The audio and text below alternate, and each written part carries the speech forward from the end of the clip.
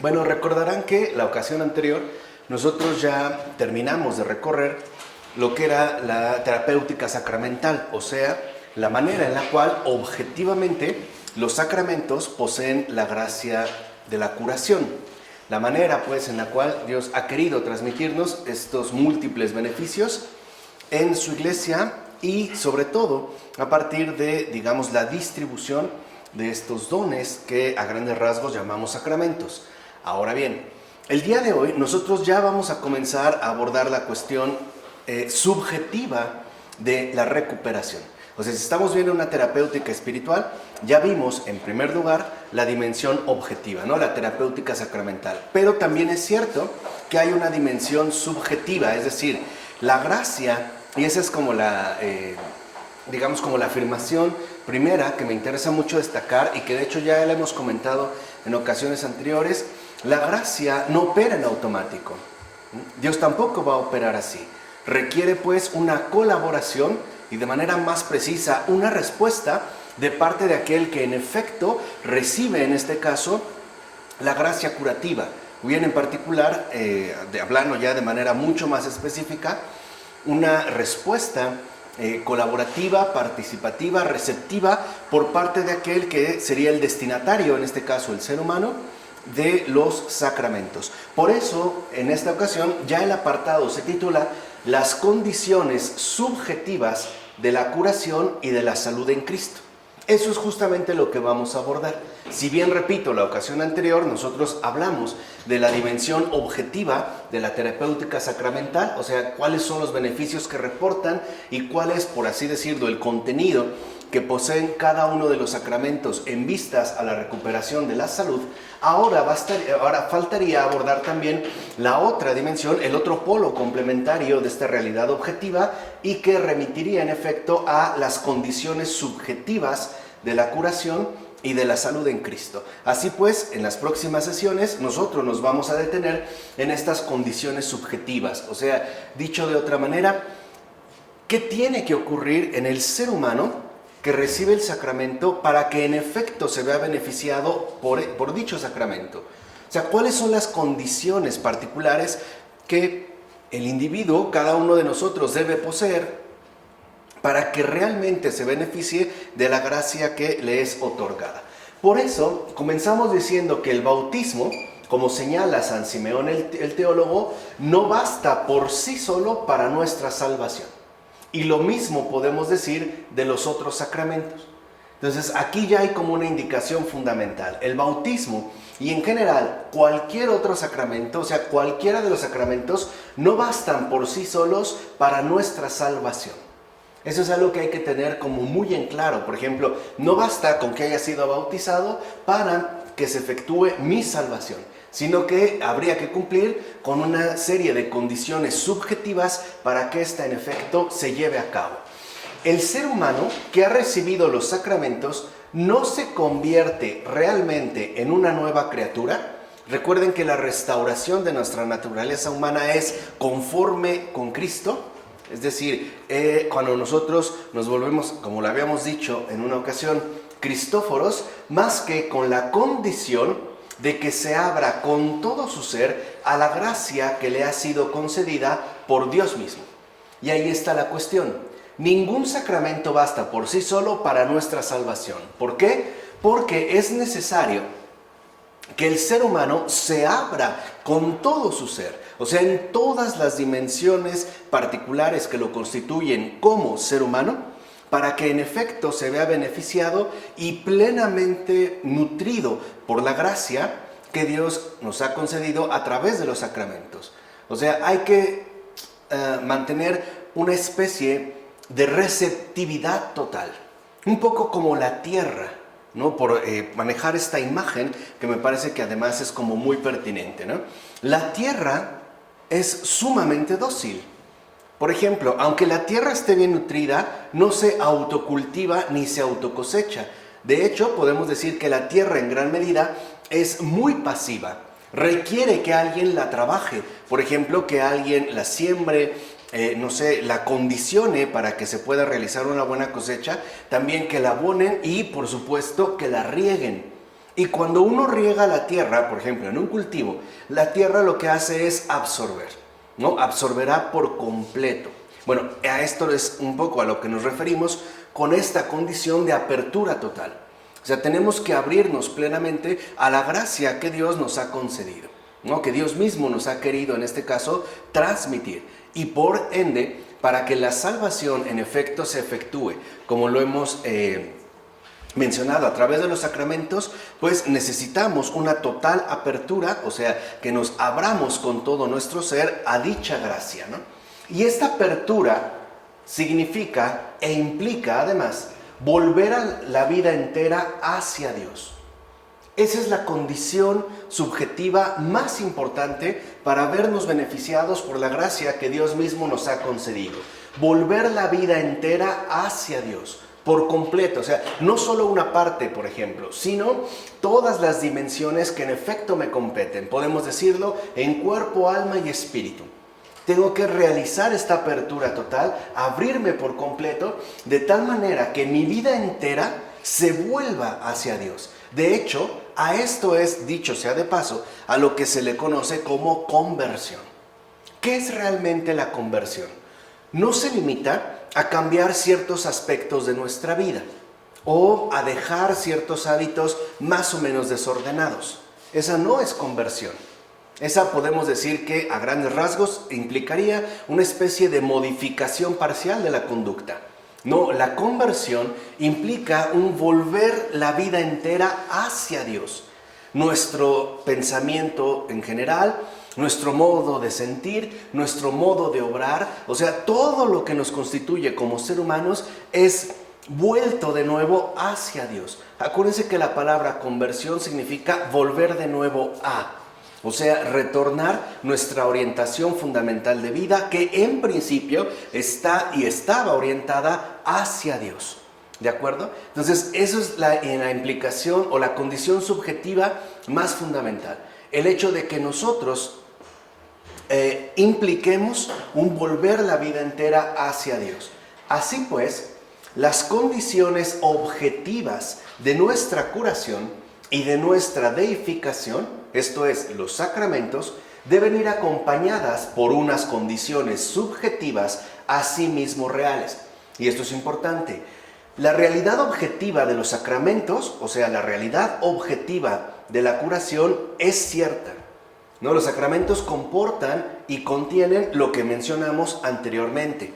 Asimismo, estas condiciones objetivas tendrán que verse complementadas por las condiciones subjetivas que tendrán que ser asimismo reales, es decir, no solamente parciales o de palabra.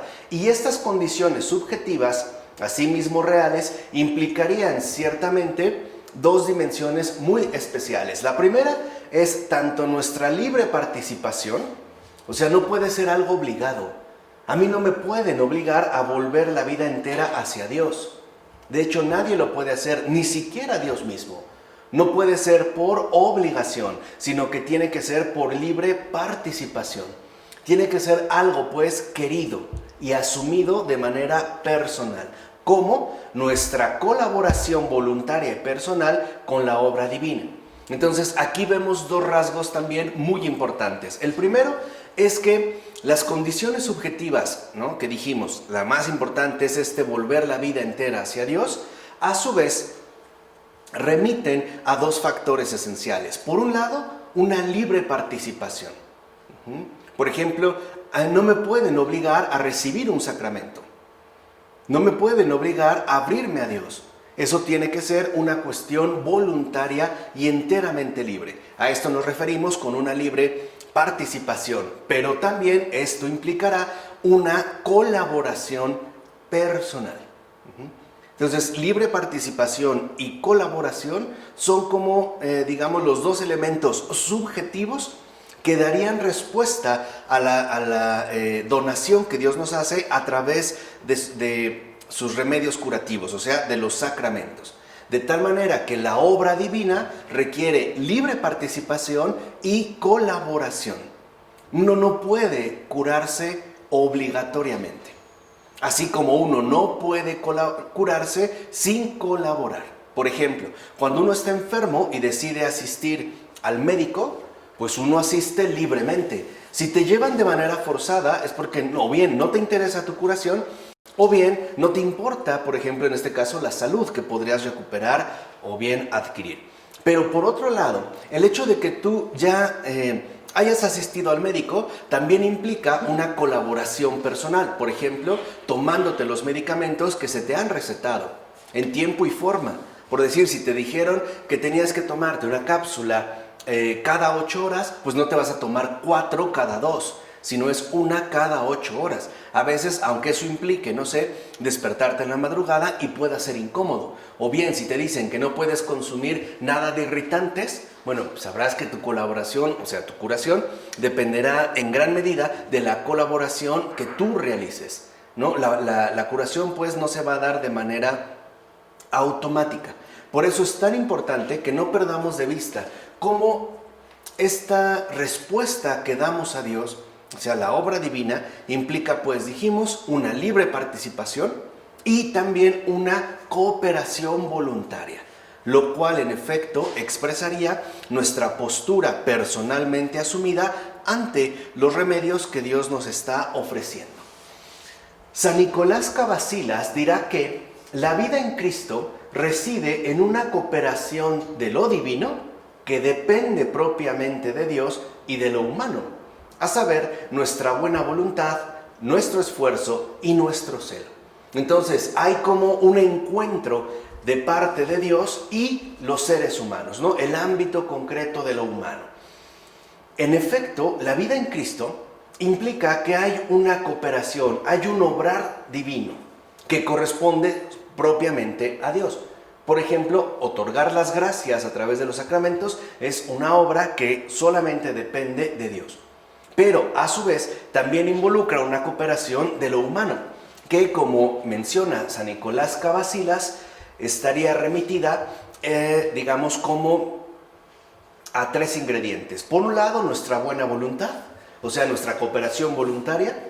Por supuesto, nuestro esfuerzo, que sería parte también de la cooperación que realizamos, y nuestro celo. Todo esto, por supuesto, asumido a través de una forma libre. Esto implica que Dios, respetuoso de la libertad humana, no podría imponer su gracia y transformar al ser humano sin que Él mismo lo eligiera y lo quisiera con todo su ser.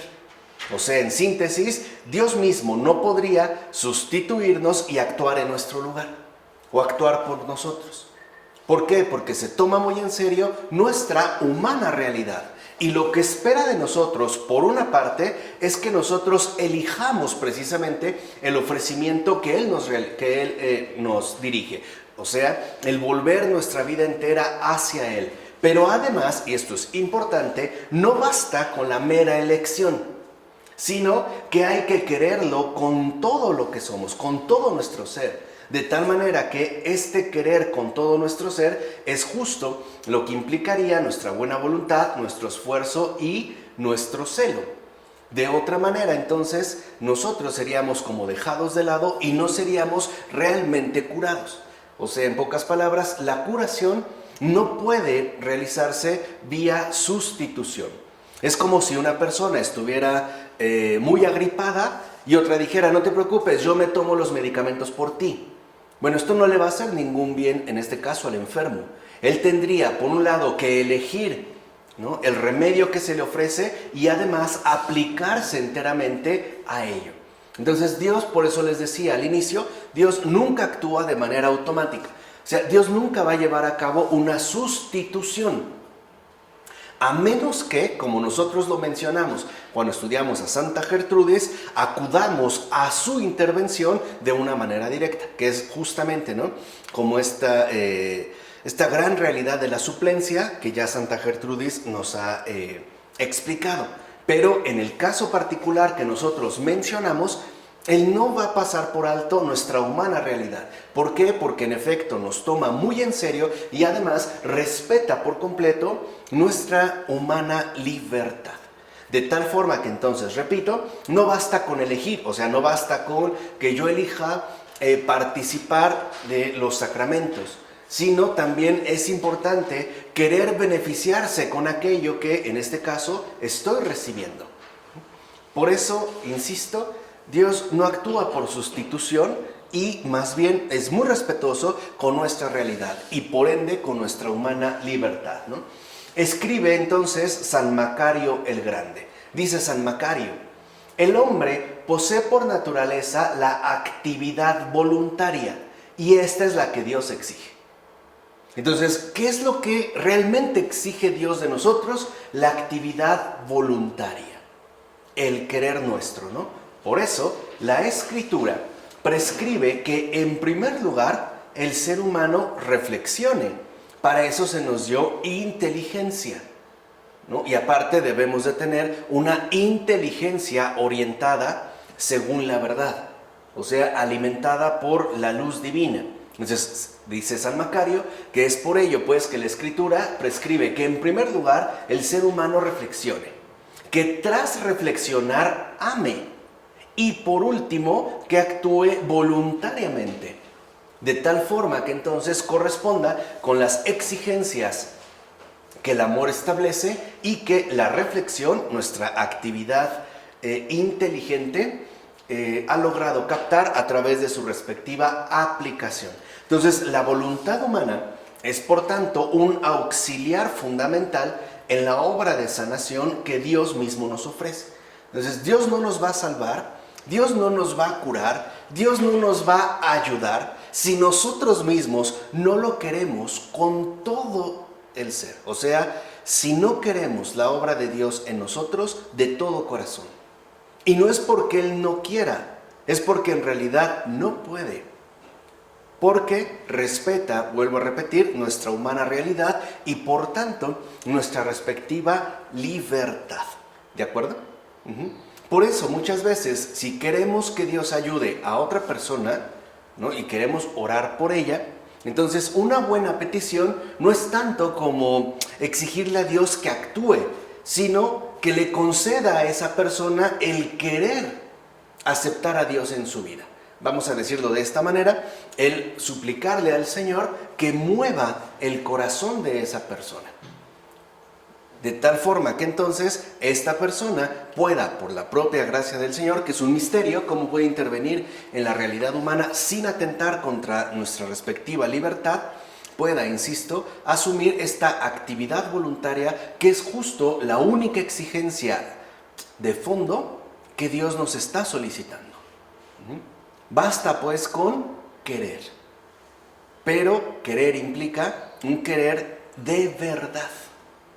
Es como una persona que dice, pues sí quiero, pero ¿cómo nos damos cuenta que realmente no quiere? Pues porque no se aplica, diríamos nosotros. No muestra esfuerzo, no muestra aplicación, no vemos que realmente se vea interesada en aquello que supuestamente quiere.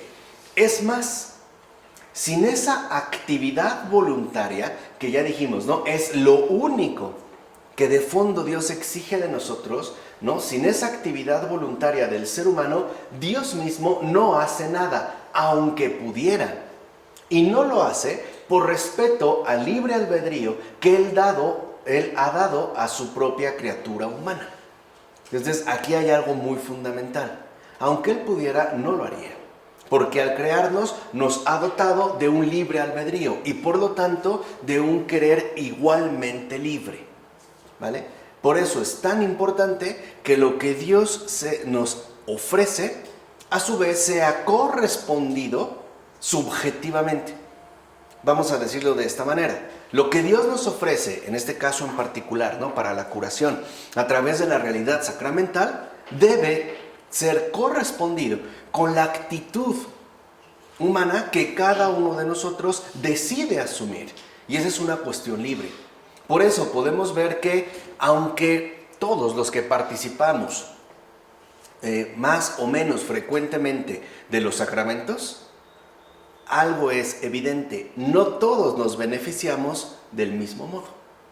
Incluso puede darse el caso de que una persona asista diariamente a la Eucaristía, ¿no?, reciba la comunión y no veamos como que reales avances o profundos cambios. Pero esto no es por ineficacia del sacramento. O sea, Dios no falla. Ahí lo que en todo caso estaría fallando, y eso es lo que no podemos perder de vista, es la receptividad de cada uno. Esto sí, o sea, ¿qué tanto nos dejamos alimentar y nutrir por aquello que estamos recibiendo? Dios no falla. La falla radicaría en todo caso en la receptividad que cada uno está mostrando o que cada uno ha decidido, en este caso, asumir. Así pues, dirá el mismo San Macario, la eficacia de la operación de Dios depende de la voluntad del hombre. Y esto es algo también, dicho sea de paso, muy fuerte.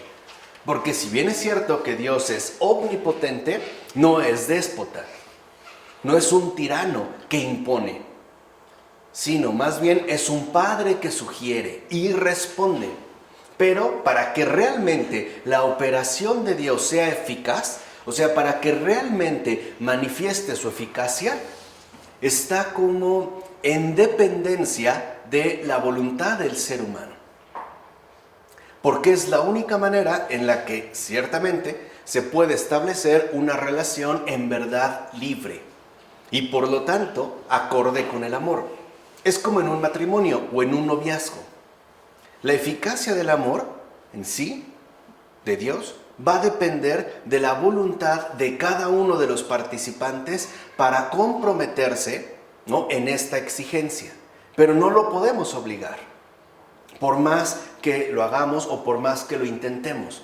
Es como, aunque una persona corteje a otra y se comporte de la manera más amable, o sea, más acorde con el amor y sea una persona muy detallista, etc., esto no obliga a que a la otra persona nos corresponda.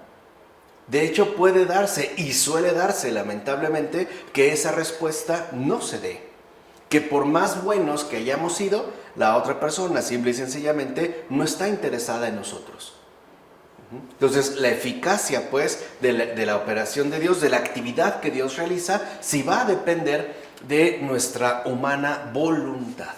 Por eso es tan importante que no perdamos de vista justo las condiciones subjetivas que ahorita nosotros estamos exponiendo. Por tanto, aunque la salvación y la curación tengan su única fuente en Cristo y se nos otorguen en la Iglesia, ya dijimos, ¿no?, a través de los sacramentos, estas, o sea, la salvación y la curación, suponen el asentimiento e incluso la colaboración activa del ser humano. Es como decir que a un hambriento se le ofrece un alimento, pero solo con verlo no le va a beneficiar. Tendría que comerlo, tendría que ingerirlo, tendría que procesar este alimento para hacerlo suyo, de tal manera que entonces esta persona se vea realmente beneficiada por los nutrientes que este alimento le ofrece, pero tiene que masticar, ¿no? Tiene que digerir, tiene que asimilarlo. Así pues, lo que nosotros vemos es que la colaboración activa del ser humano, o sea, esta actividad voluntaria que hace rato mencionamos, es un elemento determinante al momento de hablar tanto de salvación como de curación. De hecho, en los programas que se ofrecen de ayuda o, digamos, de acompañamiento para determinados desórdenes humanos, hay como una especie de convicción más o menos implícita. Y es la siguiente: si la persona no quiere sanar, nada va a ocurrir. Así lo llevaran obligado, así lo encadenaran, nada va a suceder. Todo va a depender de que él quiera. O sea, de esta actividad voluntaria, que en efecto se va a ver reflejada en términos de una colaboración activa del ser humano. Entonces, la salvación y la curación exigen, como dice San Macario, que el ser humano ponga su propia voluntad de acuerdo con la gracia. Y esto es algo muy bello, porque entonces la salvación y la curación dependen de que nuestra voluntad, como dice Macario, se ponga en orden a la gracia. O sea que, en pocas palabras, nuestra voluntad se transforme en la voluntad de Dios. Por ello, alguien como Santa Catalina de Siena, no esta gran santa, me parece que daba en el clavo, cuando utilizó una expresión muy bella para referirse a esta cuestión, que, como hemos podido ver hasta el momento, es sumamente importante. Y ella tenía una oración muy frecuente, y me parece que muy acertada, insisto, que era la siguiente. Santa Catalina le decía al Señor: Señor, que quiera lo que no quiero, y que no quiera lo que quiero, según tu voluntad. Eso es poner la propia voluntad de acuerdo con la gracia. De tal manera que entonces esto manifestará la esencial conformación con Cristo y con su iglesia, es decir, con Dios. Acuérdense que hablar de Cristo y de iglesia es hablar de Dios. Yo no puedo realmente decir que estoy con Dios si no estoy con uno y sí con otro. Por ejemplo, si yo digo que era como un lema bastante frecuente en los últimos 80 años, Cristo sí, iglesia no. Esto en realidad es renunciar a Dios, a su obra redentora. O que fuera el caso de decir, bueno, iglesia sí, Cristo no, como ha solido ocurrir también en tiempos recientes. Hay quienes hablan de su iglesia, ¿no?, de su comunidad, etcétera, pero en realidad también Cristo parece estar ausente. Entonces es muy importante el que no perdamos de vista la necesidad que tenemos de poner la propia voluntad de acuerdo con la gracia. De hecho, en todos los sacramentos, en todos, y especialmente en el bautismo, Dios da su gracia al ser humano sin restricciones. O sea, en todos los sacramentos, Dios da su gracia sin restricciones. Da la gracia por entero. Pero le corresponde al ser humano no solo conservarla, sino también apropiársela, asimilarla y hacerla fructificar abriéndose a ella por completo. Es decir, dejando que penetre en su interior de manera real y profunda, y por ende dejándose transformar por ella y de acuerdo con ella. Aquí está pues como la síntesis de estas condiciones subjetivas. Es como si alguien te da un regalo. Alguien te da un regalo y te lo da sin, digamos, restricción. Es tu regalo. Pero tienes que hacer este regalo tuyo. No solo conservándolo, por ejemplo. ¿De qué te sirve que alguien te dé un regalo si así como lo recibiste ni lo tocaste y lo dejaste allá? Entonces no solo conservarlo, sino apropiárselo, o sea, hacerlo suyo, ¿no? Asimilarlo y además hacerlo fructificar. ¿Cómo? A través de esta apertura total de todo nuestro ser. De tal forma que yo no obstaculice la gracia que estoy recibiendo. Que no diga sí, pero, por ejemplo. O que no quiera que Dios cambie esto, pero que esto no. Es como, a ver, si yo te invitara a mi casa, en general a una casa que sabemos es tu casa, te invito y te digo, mira, aquí están las llaves, pero no puedes usar la alacena, no vayas a abrir el refrigerador, no puedes entrar a ese cuarto, no se te ocurra pisar el jardín. Y tampoco usar el roof garden. ¿Qué dirían? Entonces, ¿para qué me ofreces? O sea, ¿para qué me invitas? Con Cristo pasa exactamente igual. Lo recibimos, pero la pregunta interesante es, ¿hasta qué punto? ¿Lo recibí en la puerta o realmente lo recibí en todo mi ser? A esto se refiere con esa penetración interior de manera real y profunda. Y por tanto es su presencia plenamente recibida la que me va a transformar gradualmente. Y además, esta transformación ni siquiera dependerá de como las coordenadas que yo decido establecer, sino del obrar de Dios en mí. Vamos a decirlo así. Si Dios se da sin restricciones, entonces lo que nos corresponde es recibirle igualmente sin restricciones. Pensemos en la creación en su conjunto. El Dios nos ha dado este universo sin restricciones, al grado de que la podemos destruir, y de hecho lo estamos haciendo, y lo hemos hecho. La ha dado sin restricciones. O no dijo, bueno, voy a crear el mar, es muy bonito, pero no se pueden meter. Lo ha dado sin restricciones. Ahora, a nosotros nos corresponde entonces también recibirle a Él sin restricciones, sin limitaciones. Porque hay veces en las que, en efecto, pareciera que queremos que Dios cambie algo o se manifieste en algún aspecto de mi vida. Por ejemplo, no sé, que me ayude a ya no ser tan mentiroso, o que me ayude a ya no ser tan infiel, o que me ayude a dejar de beber, ¿no? En las adicciones es como muy patente este deseo. Pero nada más, o sea, como que todo se limitara a esta sección. Y no nos abrimos por entero, de tal forma que la gracia sin restricciones que Él nos ofrece queda como hasta cierto punto no aprovechada, ¿no? Como que pareciera pues que todo lo que Él nos ofrece no es verdaderamente asimilado, o sea, en este caso, recibido. Por eso es tan importante que veamos que si Dios lleva a cabo una donación, también es importante la recepción, que se realiza con respecto a lo que Él nos dona. O sea, en este caso, la gracia. O sea, hay una dinámica que no puede desvincularse entre donación y recepción. Por ejemplo, de nada me sirve darle a una persona pasteles si esta persona termina tirando los pasteles, o dejando que se pudran, o regalarlos, y no aprovecha absolutamente nada, o quizá muy poco. ¿Vale? ¿Vamos? Entonces, no es separable dentro del obrar divino lo que a Él le corresponde y lo que a nosotros nos compete.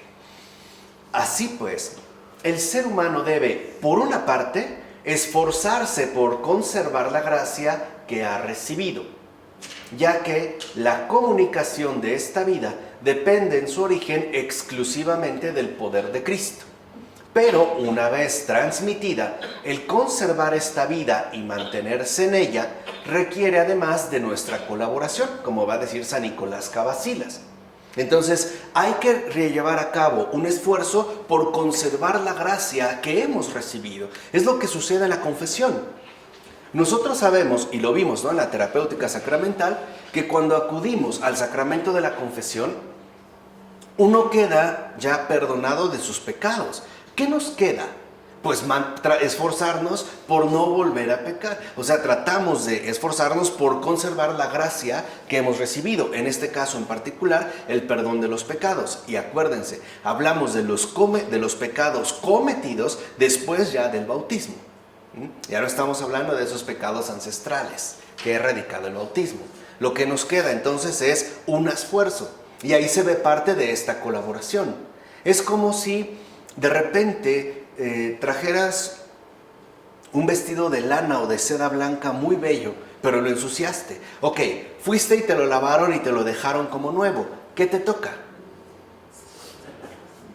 Pues cuidarlo, ¿no? Para que no se vuelva a estropear. O cuando, no sé, tuviste un accidente de tránsito y te chocaron el coche, tú chocaste, lo arreglaron, te lo dejaron como nuevo. Bueno, pues te toca ser cuidadoso, esforzarte por mantener esto que has recibido. Por ejemplo, la reparación de tu auto, la limpieza impecable de tu vestido y, en este caso en particular, pues la pureza de tu alma, ¿no? Hay que esforzarse, pues, por conservar esta gracia recibida. O sea que, en todo caso, se necesita el concurso humano y nuestro esfuerzo personal para poder guardar intacta la gracia recibida y conservarla. Entonces, sí hay un esfuerzo de conservación de la gracia recibida. Esto es por una parte, que es ahorita justamente lo que hemos comentado. Si hay un esfuerzo de conservar la gracia que hemos recibido, pero por otra parte, no basta con que yo me esfuerce en conservarla, ¿no?, sino que el ser humano debe también esforzarse por desarrollar la gracia. No solo hay que conservar, no solamente hay un esfuerzo de conservación, sino también un esfuerzo de fructificación. Es como si a alguien le dan unas semillas.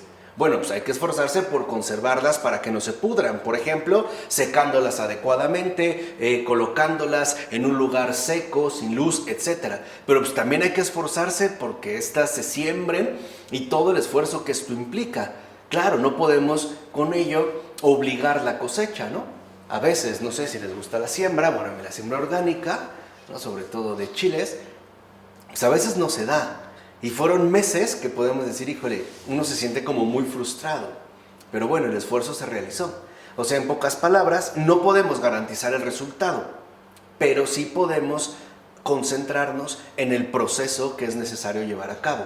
Por un lado dijimos, ¿no? Un esfuerzo de conservación, pero también un esfuerzo de fructificación, ya que la transformación de nuestra vida que Dios produce no puede ser una verdadera transformación si nada cambia en nosotros, que es lo que va a decir San Gregorio de Niza.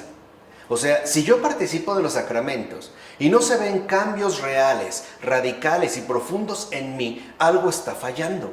Y ya dijimos, no es lo que Dios nos ofrece, o sea, no es el obrar de Dios, es la respuesta que yo estoy dando. Por ejemplo, puede ser que esté fallando en base a la conservación. Por ejemplo, hay personas que pueden decir, bueno, ya me confesé, no importa, sigo igual y después voy y me vuelvo a confesar y así. O sea, no le interesa conservar lo que recibe. O hay personas que sí van a buscar conservar, pero no se aplican también en que esta gracia que se conserva se fructifique. ¿Cómo? Pues a través de nuestras obras. Es como la persona que dice, bueno, yo no le hago ningún mal a nadie. Sí, pero tampoco le hace ningún bien. ¿Entiendes? Como una persona que decidiera quedarse encerrado en su casa para no molestar. No es suficiente. No es suficiente con que se mantenga, ¿no? Sin ofender. También habría que incidir de manera positiva.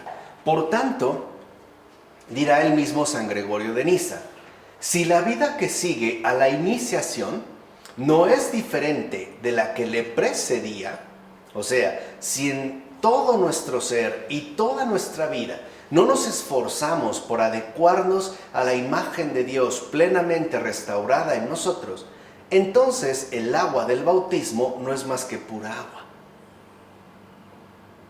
No sería más que agua.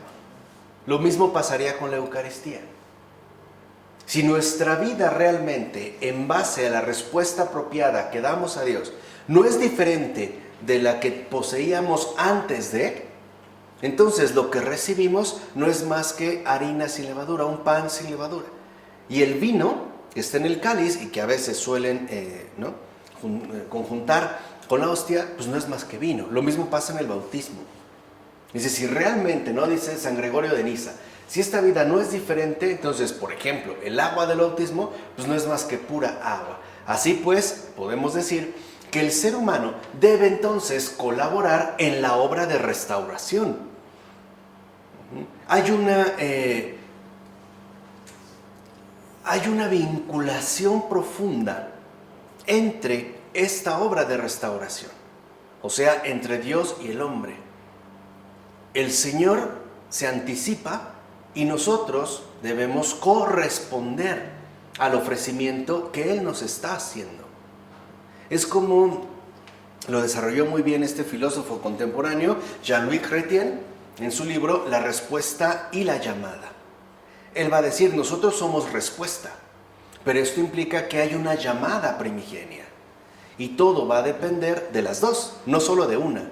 De nada sirve que haya una llamada si nadie responde. Y no puede haber respuesta si previamente no hay una llamada. Entonces, esta obra de restauración involucra una colaboración sin restricciones, tanto de parte de Dios como de parte de cada uno de nosotros. En efecto, lo que el ser humano es potencialmente en su naturaleza por la gracia, debe también llegar a serlo personal y activamente por propia voluntad. Entonces, aquí están también como estos dos aspectos esenciales que no podemos pasar por alto. Nosotros tenemos una potencialidad por naturaleza. O sea, por naturaleza nosotros tenemos ya una potencialidad y que en efecto es obra de la gracia. Bueno, esto también hay que realizarlo de una manera voluntaria. O sea, se tiene que transformar en una actualidad para mí, en aquello que Dios en efecto me ha ofrecido. Tenemos que, siguiendo un poco la referencia de los padres, sobre todo en San Gregorio de Niza, que está más pegado a la cultura griega, tendríamos que pasar de la potencia al acto.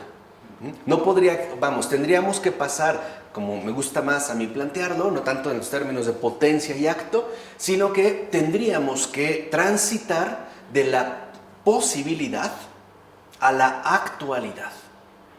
Porque, en efecto, hemos sido dotados de múltiples posibilidades. Por ejemplo, todo ser humano posee por naturaleza la posibilidad de ser santo. Pero no todos hacemos de esta posibilidad que en principio se nos ha conferido, no todos pues no la llevamos o la maduramos hasta que se transforme en una plena actualidad. Por eso nosotros también necesitamos estar actualizándonos, no solo con respecto a las nuevas tecnologías o los softwares, ¿no?, que ahorita están como en boga, ¿no?, o a las versiones de los dispositivos electrónicos que tenemos. No, también tenemos que estarnos actualizando con respecto a la gracia que por naturaleza se nos ha concedido. De otro modo, como afirma San Gregorio de Niza, lo que vosotros no habéis llegado a ser, no lo sois. Fíjense, aquí está hablando de esta falta de actualización o bien de la ausencia personal y activa de la propia voluntad humana. Si tú no habéis llegado a ser mejor, no lo eres. Por lo menos no lo eres todavía. Y aquí entonces vemos que algo aparece de manera importante. La simple intención no basta. También es importante la aplicación. Intención y aplicación deben de ir juntas. Claro, debo de tener un querer, un deseo, una intención.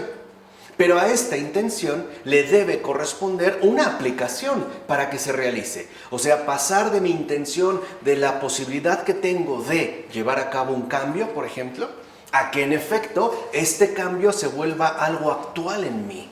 Eso es la actualización, pues, de la gracia. En consecuencia, la semejanza con Dios espera nuestro total concurso para producirse, como dirá San Diádoco de Fótice. Entonces, todo lo que el Señor nos concede, la gracia que se desborda, ¿no?, para nosotros y que en este caso está remitida a nuestra respectiva semejanza con Él, espera nuestra total colaboración para que en efecto ésta pueda producirse. Es lo que ocurre, les digo, en el caso del cultivo. Realmente, ¿qué espera la tierra de cultivo? Pues que alguien la trabaje, que alguien se aplique en ella. Dará hierbas, pero nunca hemos visto cosechas verdaderamente ordenadas de una tierra abandonada.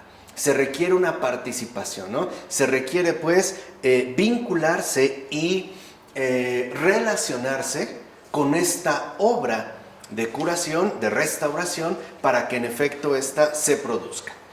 Así pues, si tras haber sido bautizados seguimos pecando, viviendo en las pasiones, sufriendo los efectos del mal o estamos enfermos espiritualmente, cualquiera de estos, esto no se debe a que sigamos padeciendo las consecuencias del pecado original. Por eso cuidadito ya cuando decimos es que la carne es débil, o sea, como que pues es el ser humano y es irremediable. No, ya que hemos sido limpiados de él. O sea, esto ya no es producto, o mejor aún, efecto del pecado original. Esto en el bautizado ya no existe. Ya fue borrado. Y tampoco, ojo, es imposición diabólica, puesto que hemos sido liberados de su tiranía. Es responsabilidad propia. Ya no es de que, bueno, no, pues hemos caído, estamos en el pecado. No. Y tampoco de, pues es que el demonio, ¿no?, me está ahí jode y jode.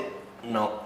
Claro, puede estar por ahí, ¿no?, apestando con su presencia, pero ya no es una imposición. O sea, ya no nos vemos obligados, porque como lo vimos en el caso de la terapéutica sacramental, en particular del bautismo, por un lado, se borra por completo, ¿no?, la huella dejada por el pecado original en base a sus consecuencias, y por otro lado, se nos libera por completo de la tiranía diabólica.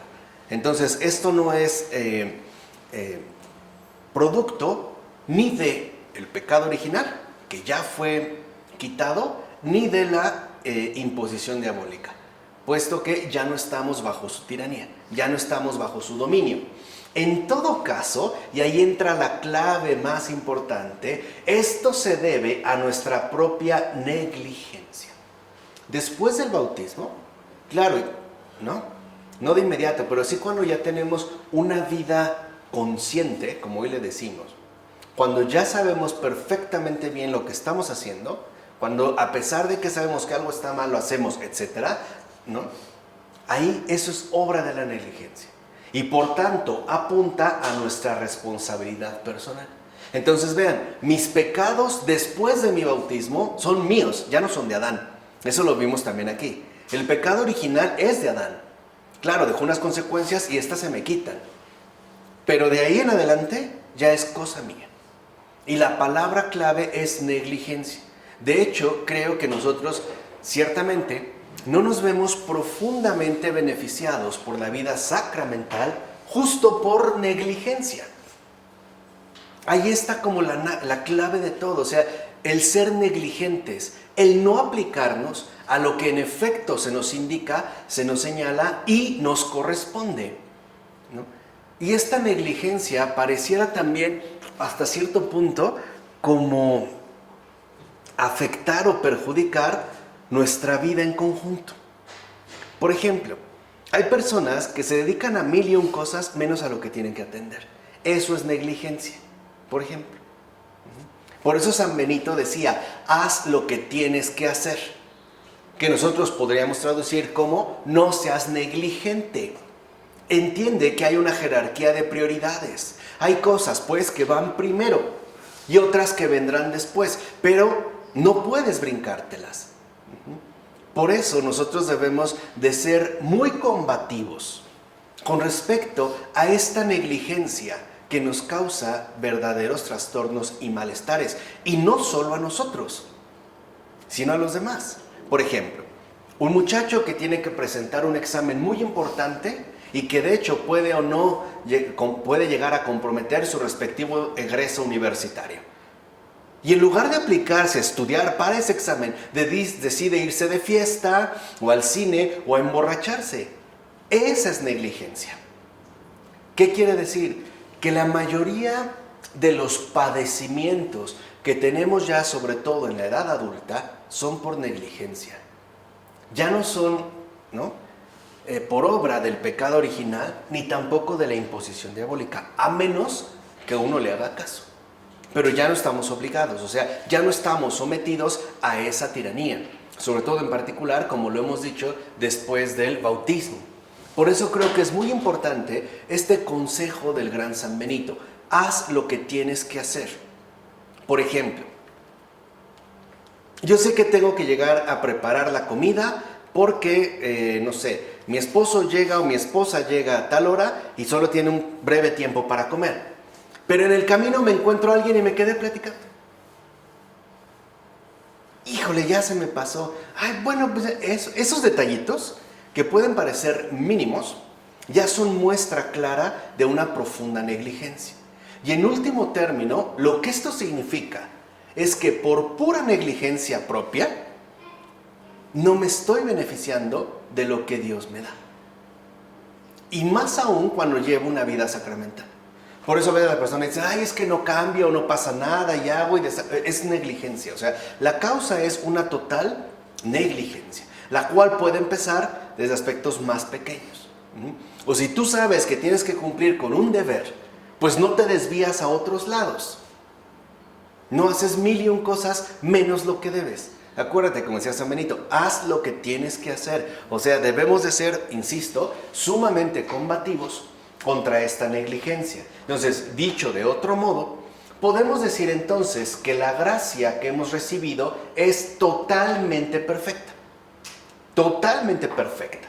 Y somos más bien nosotros los que nos mostramos imperfectos respecto a ella. ¿En qué consiste entonces nuestra imperfección? En que no somos ni dóciles ni obedientes. Esa es negligencia. Falta de docilidad y de obediencia. Pero eso ya es por voluntad propia. Esa es la negligencia. Ausencia de docilidad y de obediencia. Como alguien que le das un consejo. Ah, sí, ajá. Ni hizo lo que le dijiste, ni se aplicó en lo que se le señaló, ni nada. Ni fue obediente, ¿no? Se le pasó, hizo al final lo que quiso. Ahí está el verdadero problema. Entonces, el verdadero problema en este caso no es ni el pecado original, ni tampoco es el diablo. Soy yo. Y sobre todo, este yo hundido o atascado en esta negligencia que causa tantos estragos, ¿de acuerdo? Por eso ya nada de que la carne es débil. Mejor decir, soy negligente. Tampoco decir que el chamuco anda, no. Mejor decir, no me he aplicado a combatir mi negligencia. Así pues, si bien es cierto que en el bautismo Dios nos ha dado la plenitud de su gracia, y como dijimos, ¿no? Es una gracia total, es una gracia perfecta.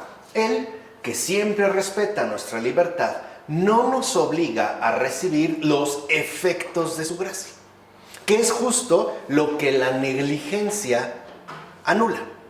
Fíjate, la negligencia no anula la recepción, para aterrizarlo aquí, del sacramento.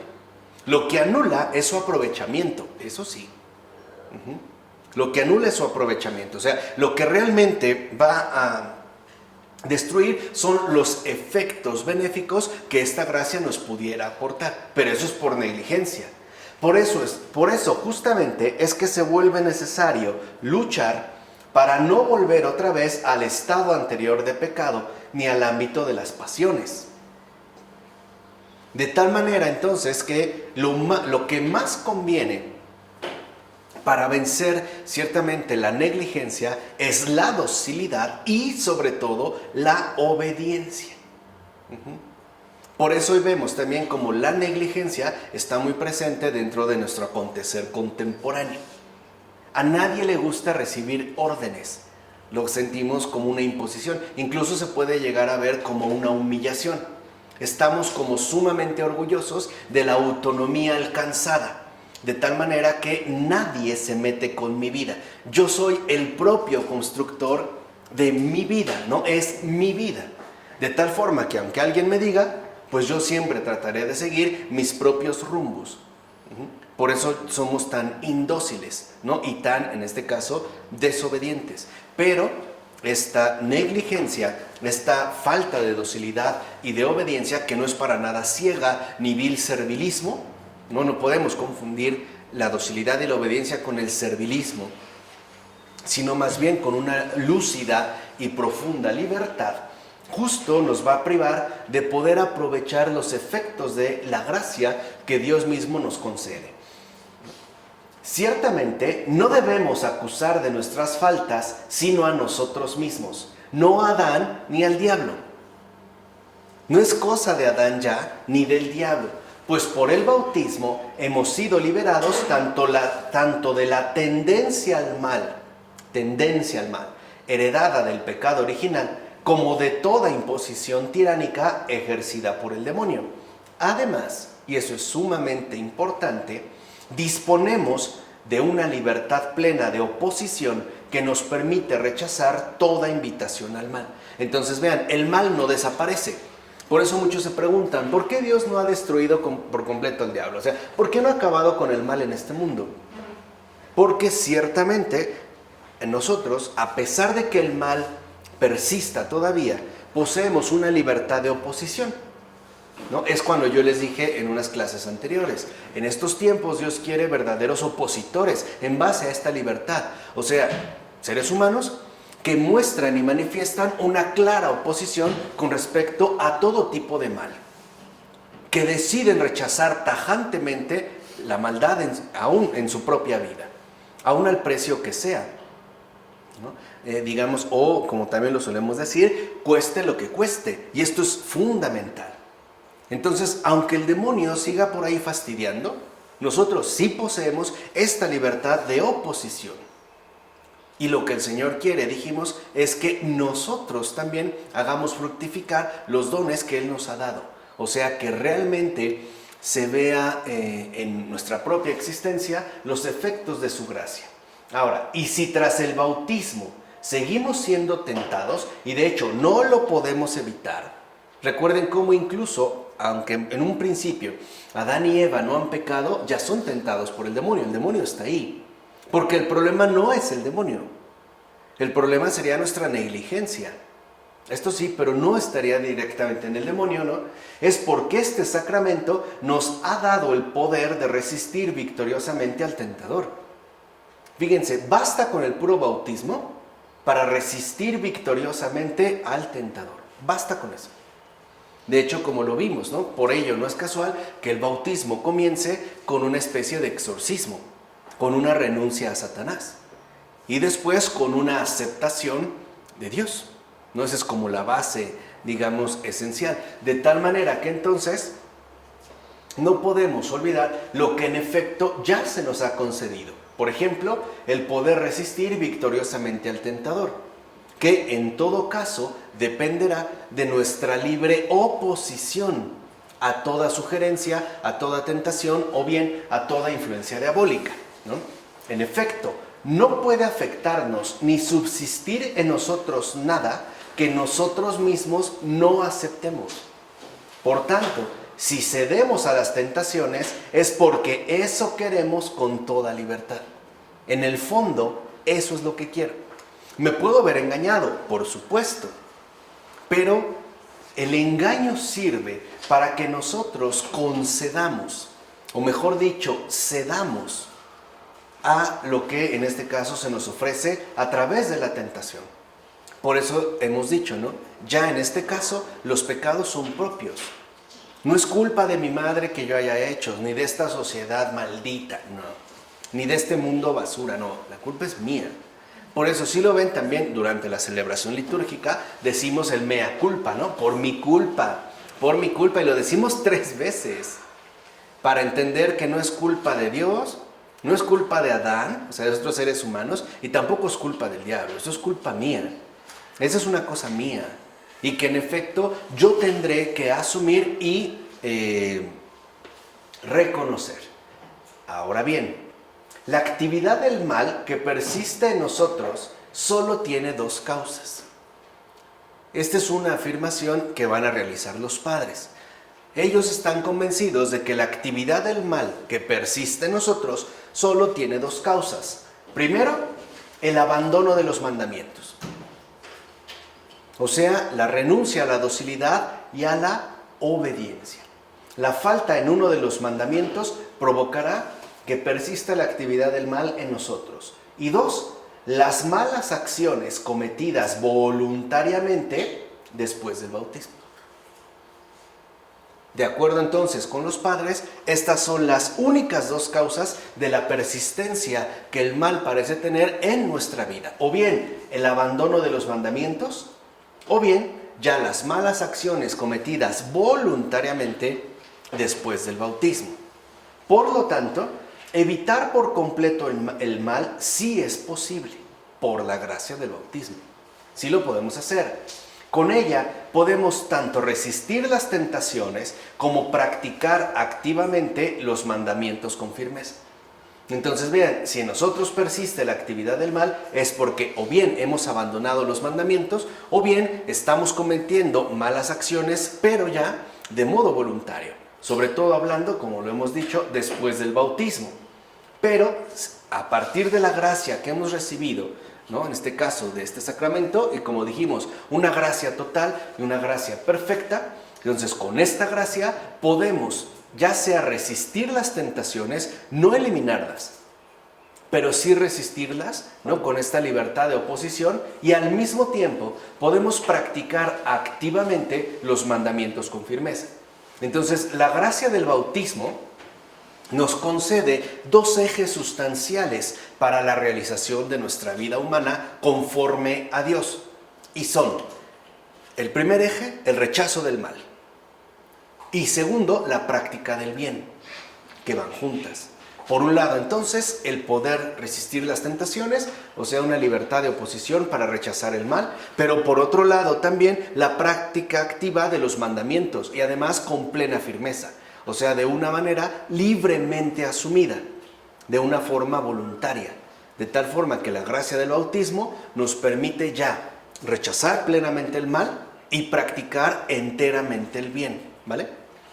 Así pues, la manifestación de la gracia santificante y deificante que se nos ha dado en plenitud, aunque místicamente, esto es, según el mundo invisible, cuando recibimos la Eucaristía no notemos que algo ocurre, ¿no? Prácticamente, requiere nuestro concierto y participación para que podamos crecer en ella cada día y de forma constante y permanente.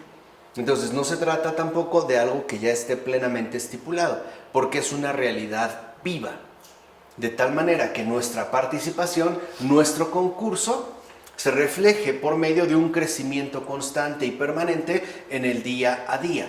Y si esto ocurre en el caso del bautismo, pues también lo mismo se va a poder decir de la Eucaristía. De hecho, ningún sacramento actúa en automático y de manera mágica. Ahí ya dijimos, es cuestión de voluntad humana. Y en este caso, de la negligencia que puede estar como bien instalada en nuestra propia gestión voluntaria. En efecto, todo sacramento depende de las disposiciones espirituales de quien los recibe. Todo sacramento. Acuérdense, el obrar de Dios no se da ni por magia, ni de manera automática, ni por imposición, ¿no? Por supuesto, por sí mismos poseen un poder, pero este no se ejerce a menos que el que los recibe esté dispuesto a recibirlos como es debido. Entonces hay que discernir o hay que profundizar en las disposiciones espirituales que tenemos al momento de recibir el sacramento. Vamos, hay que sondear el corazón y darnos cuenta realmente cómo es que andamos. Es lo que habíamos comentado hace un momento. Ok, recibo, por ejemplo, ya en este caso la Eucaristía. Estoy recibiendo a Dios, pero ¿hasta qué punto? ¿Qué tan dispuesto estoy a recibirle por completo? ¿O solo quiero que intervenga, digamos, hasta cierto límite? En pocas palabras, cada vez que recibo la Eucaristía, lo hago con restricciones o sin restricción alguna. De eso va a depender nuestras disposiciones espirituales y por lo tanto también de eso dependerán los efectos benéficos que se puedan ver ya manifestados en nuestra vida. En la Eucaristía, por ejemplo, tal recibimiento consiste en abrirse con todo nuestro ser a aquel a quien estamos recibiendo, o sea, que entre pues sin reservas en nosotros. Por eso lo recibimos con la boca y no es una gota en el ojo, por ejemplo. Porque en el momento en el que uno lo ingiere, abre la boca, uno ya no pone restricción. Estamos decididos a que el Señor entre en lo más profundo de mí sin reservas. Nada de letreritos de no molestar o no pasar, ¿no? Prohibido el paso, nada de negativas, sino el hecho de que el Señor ingrese en mi vida sin reservas. Ahora, esto apunta al hecho de mostrarse plenamente receptivo a la acción divina, que como hemos visto es una acción terapéutica y santificante, y por tanto actuar de forma que en verdad se asimile el don recibido.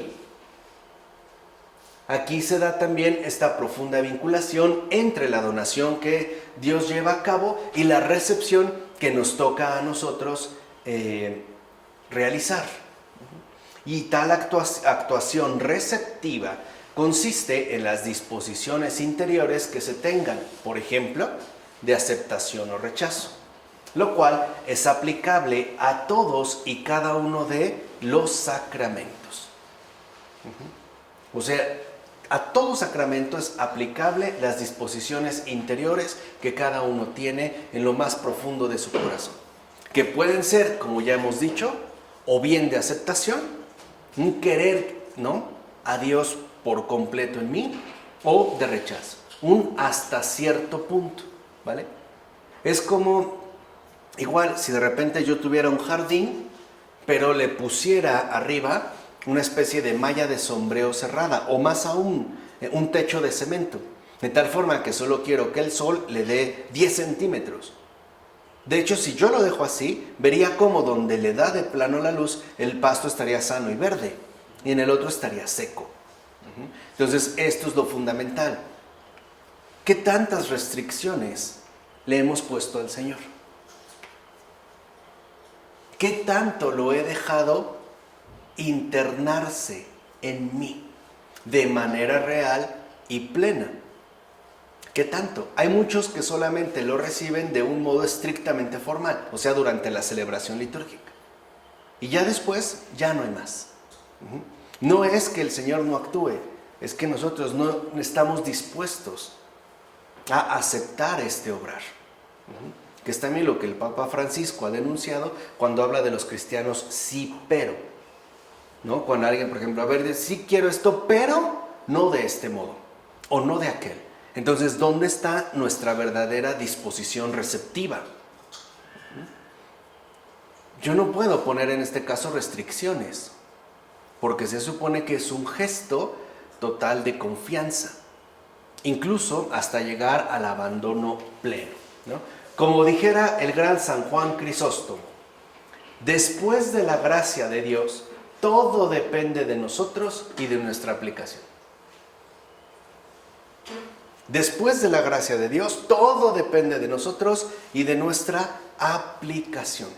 Es como les había comentado hace un momento al hablar de la creación, es como el mundo. Dios ya ha hecho la creación. Ahora esta creación ha sido puesta en nuestras manos. Y aquí es donde empezamos a sentir el peso real de la responsabilidad humana. Piensen ahorita en el caso del cambio climático. Yo no sé realmente qué tan reversible sea, o qué tanto se puede hacer una modificación al menos sustancial. Por ejemplo, insistir en que el foco principal de contaminación ambiental, al menos aeróbica, está en los autos, en la circulación de los autos, me parece muy parcializada.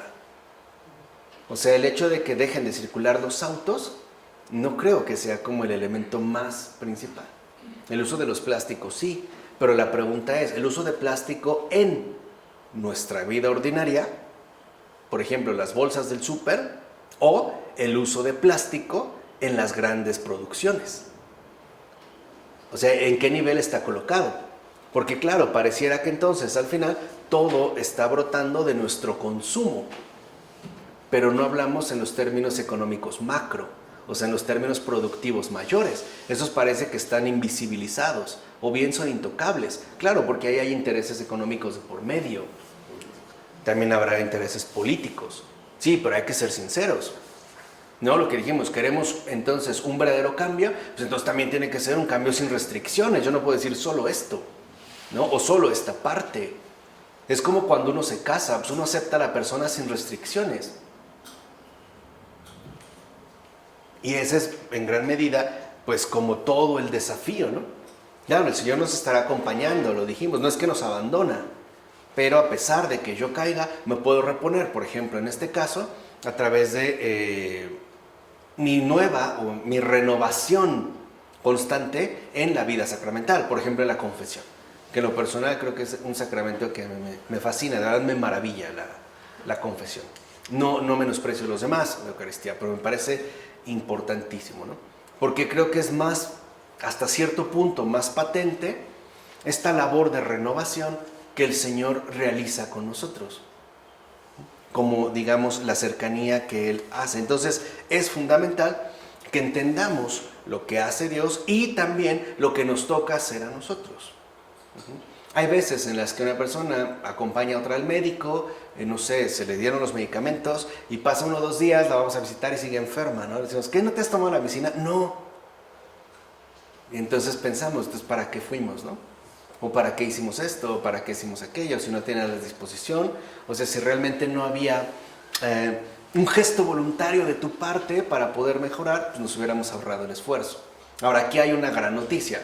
Pues afortunadamente Dios no se cansa de nosotros.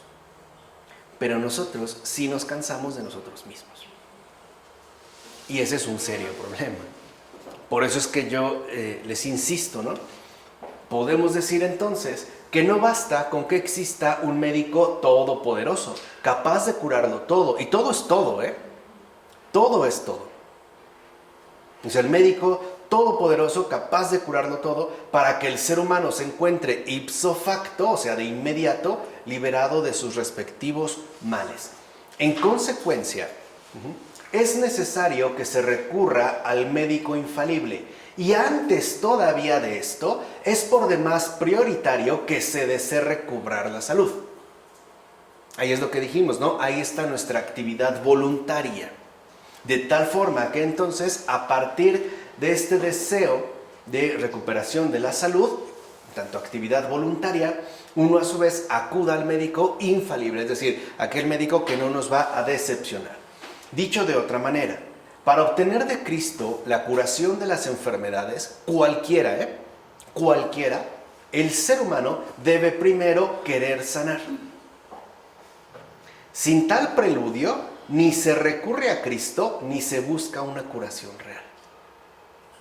O sea, sin este querer sanar, uno ni recurre a Cristo, ni realmente nos aplicamos en una curación real, sino que seguimos hundidos en nuestra vida negligente, o sea, en nuestras respectivas enfermedades. Por eso, San Teodoreto de Ciro dirá que el médico de las almas no presiona a aquellos que no quieren aprovechar sus cuidados. Los deja. Claro, serán recibidos en cuanto ellos decidan, pero no presiona. Por eso a veces decimos, ay Dios mío, ¿por qué no le ayudas? ¿Qué no lo estás viendo? Porque sí, pero no es presión, dijimos, no es una imposición. El gran médico de las almas, ¿no? El curador de toda enfermedad, no presiona a los que no quieren aprovechar sus cuidados. Por eso muchos dirán, bueno, pues ya le llegará su momento, ¿no? Algunos hablarán de que tendrá que tocar fondo. Lamentablemente, en otros casos, se tendrán que atravesar verdaderas desgracias. Y a veces, ni así. Porque con Dios el trato es libre. Él es libre y nosotros también. Así que es indispensable, en primer lugar, que el ser humano no se niegue a considerar su estado y ver sus propias enfermedades. Y si toma conciencia de ellas, que no se niegue o no descuide el llamar a aquel que puede remediarlas. Entonces, lo primero es como lo decía el buen de San Agustín, ¿no? Conócete, acéptate y supérate. O sea, primero, conócete. Conoce tus enfermedades. 2, acéptate, si las tienes, las que sean. Las que sean, no importa, no las maquilles, no las niegues, no las minimices. Simple y sencillamente las que sean. Conócete y acéptate. Y por último, supérate. Acude a aquel que puede remediar cualquier enfermedad en ti, cualquier malestar, cualquiera lo que sea, cualquier adicción, aún lo que humanamente pensemos que es incurable. Entonces es pasar del conocimiento al reconocimiento y culminar en la invocación. Pero acuérdense, nadie va a acudir al gran médico, a nuestro Señor Jesús, si previamente no ha reconocido las enfermedades que tiene. Y antes de eso, ni siquiera se ha tomado la molestia de considerar su respectiva situación. Por eso es como nos decían los padres, primero es ver las propias enfermedades, reconocerlas así como están, tomar conciencia de ellas y finalmente, sin negarlas, sin maquillarlas, sin omitirlas, acudir, ¿no?, a aquel que puede remediarlas. Porque no olvidemos que para Dios nada es imposible. Basta con querer que esto cambie y entonces nos veremos profundamente beneficiados por su obra sanadora. ¿De acuerdo? Vamos a dejarlo hasta aquí. En nombre del Padre, del Hijo, del Espíritu Santo.